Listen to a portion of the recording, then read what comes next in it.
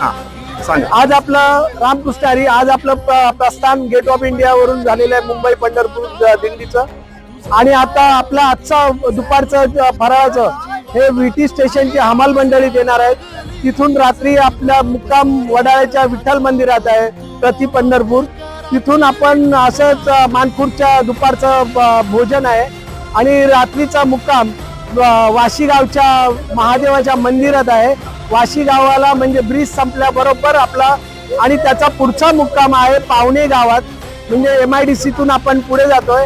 पुढे असा जहाज आपण एकविरा आईच्या पायथ्याला जाणार आणि तिथून आपण आळंदीच्या देहूच्या तुकाराम महाराजांच्या पालखीला सामील होतो.